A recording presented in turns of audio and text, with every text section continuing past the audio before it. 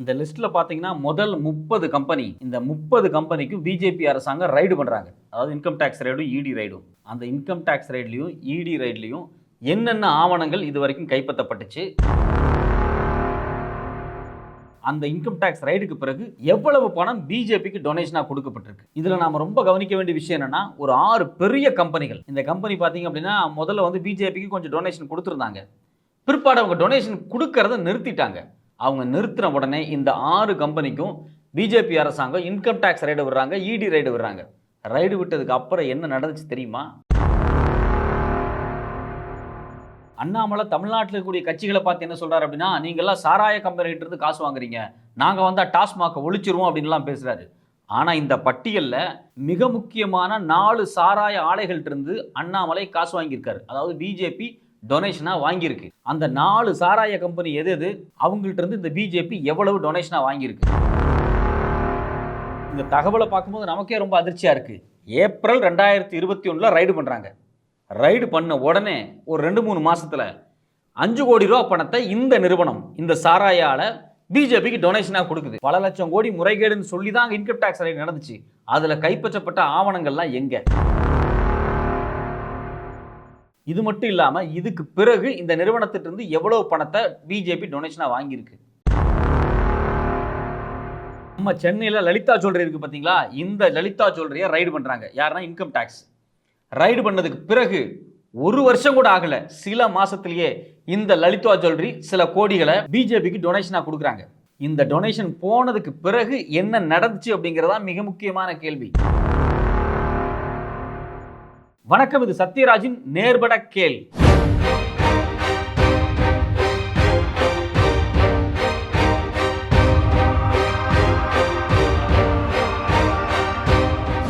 நியூஸ்மெண்ட் அப்படிங்கிற பத்திரிகையும் news laundry அப்படிங்கிற 2 பத்திரிகையும் சேர்ந்து ஒரு மிகப்பெரிய புலனாய்வு வேலைகள் செஞ்சு நிறைய டாக்குமெண்ட்ஸை வெளியே கொண்டு வந்திருக்காங்க. மோடி அரசாங்கமே வந்து அதிர்ச்சிக்குள்ளாகக்கூடிய மிக முக்கியமான ஆவணங்கள். இந்த ஆவணங்களை வெளியே கொண்டு வந்து இது குறித்து டீட்டெயிலா அவங்க கட்டுரை எழுதி அவங்களோட வெப்சைட்ல விட்டுருக்காங்க. சில வீடியோஸாவும் பண்ணியிருக்காங்க. சரி, இப்போ இந்த டாக்குமெண்ட்ஸ்ல என்ன இருக்கு, இவங்க எப்படி புலனாய்வு பண்ணாங்க, இந்த புலனாய்வுக்கு பின்னாடி இருக்கக்கூடிய முக்கியமான விஷயங்கள் என்ன? 2018 இருந்து 2023 இந்த இடைப்பட்ட காலத்துல பிஜேபிக்கு யார் யாரெல்லாம் காசா டொனேஷன் கொடுத்தாங்க. அதாவது ஏற்கனவே டொனேஷன் பாத்தீங்க அப்படின்னா எலக்டோரல் பாண்ட் மூலியமா பணம் வந்துகிட்டு இருக்கு. இது வரைக்கும் பாத்தீங்க அப்படின்னா 2018க்கு பிறகு பிஜேபி 6500 கோடி ரூபாயை இந்த தேர்தல் பாண்டை பயன்படுத்தி டொனேஷனா வாங்கியிருக்காங்க. எல்லா பத்திரிகையிலும் செய்தி வந்திருக்கு. இந்தியாவிலேயே அதிகமா சொத்து வச்சிருக்கக்கூடிய கட்சி இப்ப பிஜேபி தான். இந்த சூழ்நிலையில இன்னும் அதிர்ச்சிகரமான தகவல் என்ன அப்படின்னா, இந்த பாண்டை விட்டுட்டு பாண்டு இல்லாம நேரடியாவே கம்பெனிகள் கொடுக்கக்கூடிய டொனேஷனா இருக்கட்டும், இல்ல கம்பெனிகளுடைய சப்சிடரி கம்பெனிகள் அது மூலியமா கொடுக்கக்கூடிய டெபாசிட்டா இருக்கட்டும், இல்ல கம்பெனிகள் உருவாக்கி வச்சிருக்கக்கூடிய ட்ரஸ்ட்கள் இருக்காங்க பாத்தீங்களா, அந்த ட்ரஸ்ட் மூலியமா பிஜேபிக்கு வரக்கூடிய டொனேஷனா இருக்கட்டும், இது குறித்து ஒரு மிகப்பெரிய ஆய்வை பண்ணியிருக்காங்க. இதுல அதிர்ச்சி தரக்கூடிய தகவல் என்ன அப்படின்னா, எந்தெந்த கம்பெனி எல்லாம் பிஜேபிக்கு பணம் கொடுத்திருக்காங்களோ அவங்க கொடுக்கறதுக்கு முன்னாடி பாத்தீங்க அப்படின்னா அந்த கம்பெனிகளை இன்கம் டாக்ஸ் டிபார்ட்மெண்ட் ரைடு பண்ணிருக்காங்க, இல்ல என்ஃபோர்ஸ்மெண்ட் டைரக்டரேட் ரைடு பண்ணிருக்காங்க, இல்ல கஸ்டம்ஸ் ரைடு பண்ணிருக்காங்க. அப்போ பிஜேபி அரசாங்கத்தினுடைய ஏதோ ஒரு நிறுவனம், அது இன்கம் டாக்ஸா இருக்கலாம், இடியா இருக்கலாம், கஸ்டம்ஸா இருக்கலாம், யாரோ ஒருத்தங்க போய் அந்த கார்ப்பரேட் கம்பெனியை ரைடு பண்றாங்க. அவங்க பல ஆயிரம் கோடி முறைகேடு பண்ணதாக டாக்குமெண்ட் எடுத்ததாக செய்திகள்ல சொல்லப்படுது. இதெல்லாம் சொல்லி சில மாசத்துக்குள்ளேயே, ஏன் சில நாட்களுக்குள்ளேயே பாத்தீங்க அப்படின்னா பிஜேபிக்கு அந்த கம்பெனில இருந்து நேரடியாவே டொனேஷன் வருது. அல்லது அந்த கம்பெனி சார்ந்த சப்சிடரி கம்பெனி இருக்கும் பாத்தீங்களா, அந்த சப்சிடரி கம்பெனி மூலமா டொனேஷன் வருது. இல்லைன்னா அந்த கம்பெனிகளுடைய ட்ரஸ்ட் இருக்காங்க இல்லையா, அவங்க டொனேஷனா பிஜேபி கொடுக்குறாங்க. அதுக்கு பிறகு பாத்தீங்க அப்படின்னா இந்த கார்ப்பரேட் கம்பெனிகள் மேல எந்த பெரிய நடவடிக்கையுமே இல்லை. இதுல இன்னும் ரொம்ப அதிர்ச்சிகரமான தகவல் என்ன அப்படின்னா, முன்ன பிஜேபிக்கு காசே கொடுக்காத கம்பெனிகள் இருக்காங்க பாத்தீங்களா, ஒரு 23 கம்பெனிகளை லிஸ்ட் பண்றாங்க. அந்த கம்பெனிகள் இது வரைக்கும் பாஜகவுக்கு வந்து காசே கொடுக்காம இருந்திருக்காங்க. அந்த கம்பெனிகளை ரைடு பண்றாங்க. ரைடு பண்ணோன்னே அவங்க பாஜகவுக்கு காசு கொடுக்க ஆரம்பிக்கிறாங்க. இது எல்லாத்தோட இன்னும் ரொம்ப ரொம்ப முக்கியமான ட்விஸ்ட் என்ன அப்படின்னா, இந்தியாவினுடைய கண்ட்ரோலர் ஆடிட்டர் ஜெனரல், அதாவது இந்தியாவினுடைய தணிக்கை துறை இருக்கு பாத்தீங்களா, இவங்க சில கம்பெனிகள்ல ஊழல் மிகுந்த கம்பெனிகள், இவங்களுக்கு கொடுத்த ப்ராஜெக்ட்ஸ்ல ஊழல் பண்ணிருக்காங்க அப்படின்னு சொல்லி சிஏஜி அறிக்கையில சொல்லியிருக்காங்க.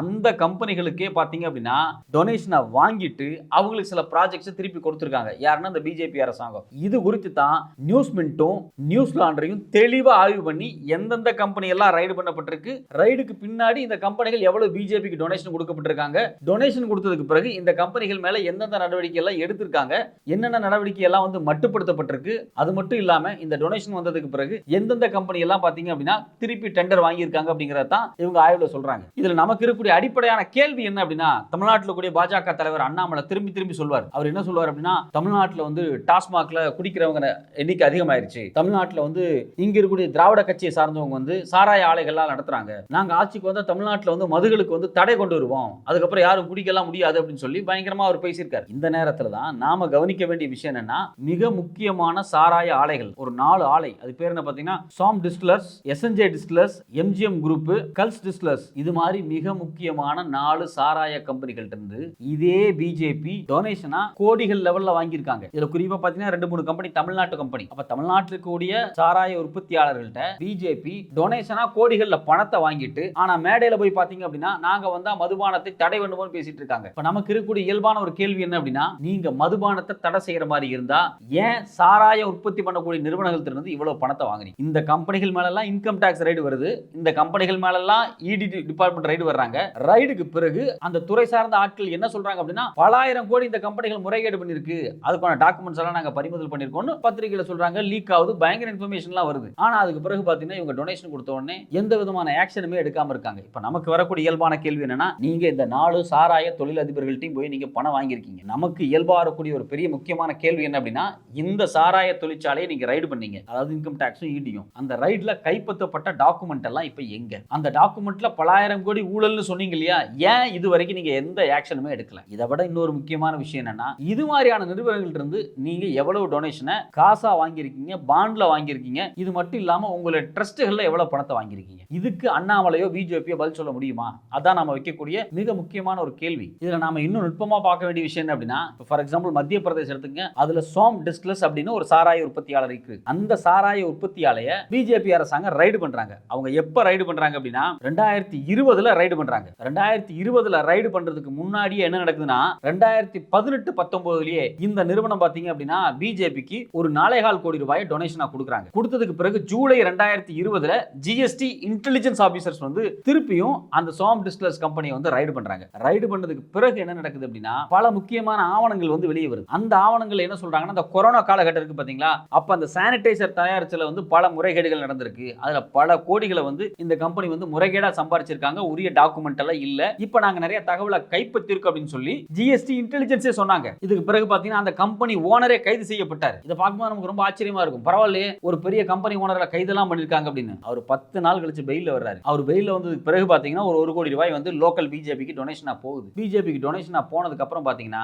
இவர் மேல இருக்கக்கூடிய கேஸை கண்டுக்கவே இல்லை. அப்ப இங்க என்ன நடக்குது அப்படின்னா, ஒரு கம்பெனிகள்ட்ட இருந்து டொனேஷனை வாங்கணும்னு பிஜேபி முடிவு பண்ணிருச்சு அப்படின்னா அவங்களுக்கு ஒரு ரைடு வர்றாங்க. அவங்கள்ட்ட பல ஆவணங்களை கைப்பற்றுறாங்க. இந்த ஆவணங்கள்ல எங்க பொறுப்புல இருக்கு, நீங்க பணத்தை கொடுக்கணும் அப்படிங்கிறாங்க. ஒரு தடவை இல்ல, ரெகுலரா கொடுக்கணும். அப்படி முதல் தடவை கொடுத்துட்டு 2வது தடவை கொடுக்காம இருந்தாங்கன்னு வச்சுக்கலாம், திருப்பி ரைடு வர்றாங்க. இதைத்தான் இந்த நியூஸ் மினிட் அப்படிங்கிற பத்திரிகை வந்து வெளியே கொண்டு வந்திருக்காங்க. இப்ப நமக்கு இருக்கக்கூடிய கேள்வி என்ன அப்படின்னா, இந்தியால இது மாதிரி முறைகேடா சம்பாதிக்கக்கூடிய கார்பரேட்டுகளுடைய பணம் எல்லாம் யாரு? அந்த கார்பரேட் கம்பெனிக்கார டாக்ஸ் கட்ட மாட்டேங்கிறான். சாமானிய மனுஷனா இருக்கக்கூடிய நம்ம ஜிஎஸ்டியை கட்டிக்கிட்டு இருக்கோம், பர்சனல் டாக்ஸ் கட்டிட்டு இருக்கோம். சாமானிய மனுஷனா இருக்கக்கூடிய நம்ம ஒவ்வொரு பொருளுக்கும் ஜிஎஸ்டி கட்டிக்கிட்டு இருக்கோம். நம்ம சாதாரணமா சாப்பிடக்கூடிய பொருளா இருந்தாலும் சரி, ஒரு பேனா பென்சிலா இருந்தாலும் சரி, எதுவா இருந்தாலும் சரி, நம்ம போட்டுக்கிற துணியா இருந்தாலும் சரி, எல்லாத்தையும் நம்ம ஜிஎஸ்டி கட்டிக்கிட்டு இருக்கோம். ஆனா இவ்வளவு பெரிய கார்பரேட் நிறுவனங்கள் முறைகேடா சம்பாதிச்சுக்கிட்டு இருக்காங்க. அந்த கார்பரேட் நிறுவனங்கள் வந்து முறையான வரியை கட்ட மாட்டேங்கிறாங்க. அது சம்பந்தமான டாக்குமெண்ட்ஸ் நிறைய சிக்குது. அந்த டாக்குமெண்ட்ஸை கையில வச்சுக்கிட்டு அவங்கள்ட்ட இருந்து பிஜேபி அரசாங்கம் தன்னோட கட்சிக்கு டொனேஷனா பணத்தை வாங்கிட்டு அவங்கள ஃப்ரீயா விடுறாங்க. அவங்கள கண்டுக்காம வச்சிருக்காங்க. இதே மாதிரி தான் பாத்தீங்கன்னா தமிழ்நாட்டோட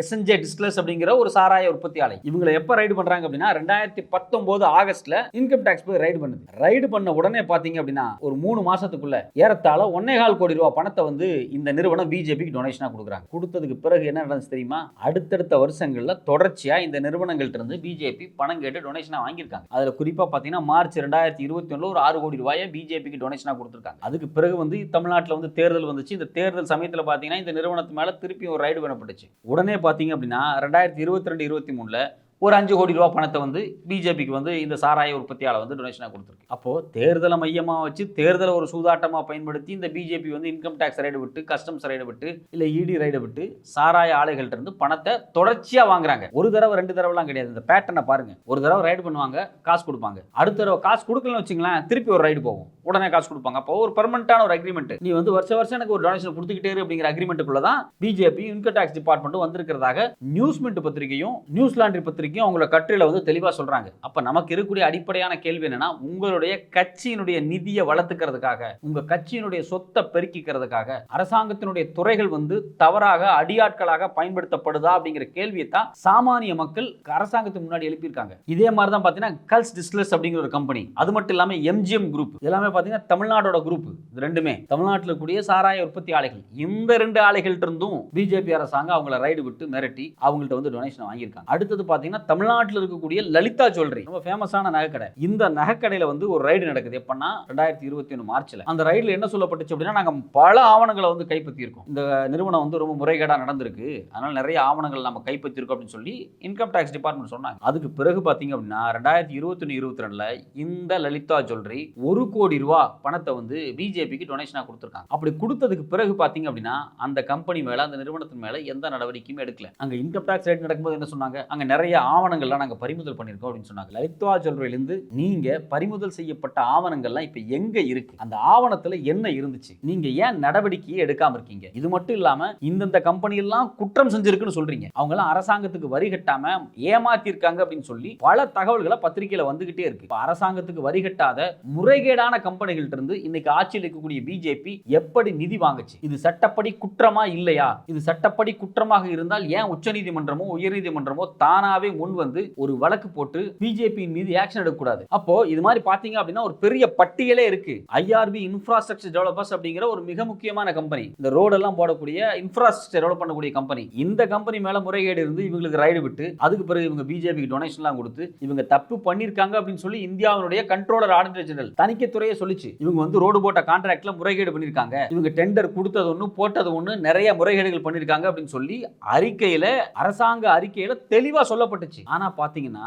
இவங்க மேல எந்த ஆக்ஷனுமே எடுக்காம திரும்ப திரும்ப பல ஹைவே ப்ராஜெக்ட் இந்த நிறுவனத்துக்கே கொடுக்கப்பட்டிருக்கு. இதே மாதிரி தான் பாத்தீங்கன்னா ஸ்ரீ சிமெண்ட்ஸ் அப்படிங்கிற கொல்கத்தா பெஸ்ட்ல ஒரு மிகப்பெரிய சிமெண்ட் ஃபேக்டரி, இவங்க மிகப்பெரிய சிமெண்ட் உற்பத்தியாளர், இவங்க மேலயும் ரைடு பண்ணி இவங்கள்ட்ட இருந்தும் பணம் பிஜேபிக்கு டொனேஷனா கொடுக்கப்பட்டிருக்கு. அதே மாதிரி பாத்தீங்கன்னா யூஎஸ்வி பிரைவேட் லிமிடெட் அப்படிங்கிற ஒரு மிகப்பெரிய மருந்து கம்பெனியா இருக்கட்டும், இல்ல ஹெட்ரோ ஃபார்மா அப்படிங்கக்கூடிய மருந்து கம்பெனியா இருக்கட்டும், இது மாதிரியான பல கம்பெனிகள் வந்து ரைடு பண்ணப்பட்டு அவங்கள்ட்ட இருந்து பணத்தை வந்து டொனேஷனா பிஜேபி வாங்கிட்டு எதுவுமே கண்டுக்காம அவங்கள வந்து இது வரைக்கும் விட்டுருக்காங்க. இப்போ இந்த பட்டியல் பாத்தீங்க அப்படின்னா ஒரு பெரிய பட்டியல். இந்த லிஸ்ட்டை வந்து நியூஸ் மின்ட்டும் நியூஸ் லாண்டரியும் ரொம்ப ரொம்ப ரொம்ப தெளிவா வெளியிட்டிருக்காங்க. அவங்க என்ன பண்ணிருக்காங்க அப்படின்னா உட்கார்ந்து ஒரு மிகப்பெரிய ஆய்வு நடத்திருக்காங்க. எந்தெந்த நிறுவனம் எல்லாம் வந்து பணம் கொடுத்திருக்காங்க அப்படின்னு அந்த நிறுவனத்தினுடைய பினான்சியல் ஸ்டேட்மெண்ட் இருக்கு பாத்தீங்களா, வரவு செலவு கணக்கு, அந்த கணக்கெல்லாம் எடுத்து செக் பண்ணி பார்த்திருக்காங்க. இந்த கம்பெனி இந்த காலகட்டத்தில் பாத்தீங்க அப்படின்னா பிஜேபிக்கு எவ்வளவு பணம் கொடுத்திருக்குன்னு அவங்களுடைய பேலன்ஸ் ஷீட்லயோ ப்ராஃபிட் அண்ட் லாஸ் அக்கவுண்ட்லயோ மென்ஷன் பண்ணிருப்பாங்க. அதெல்லாம் உட்கார்ந்து பத்திரிகையாளர்கள் வந்து ரொம்ப ரொம்ப கவனமா ஸ்க்ரூட்டனைஸ் பண்ணிருக்காங்க. இது ஒரு மிகப்பெரிய வேலை. இது ஏதோ ஒரு நாள் 2 நாள்ல செஞ்ச வேலை கிடையாது. ஒரு 4-5 வருஷமா உட்கார்ந்து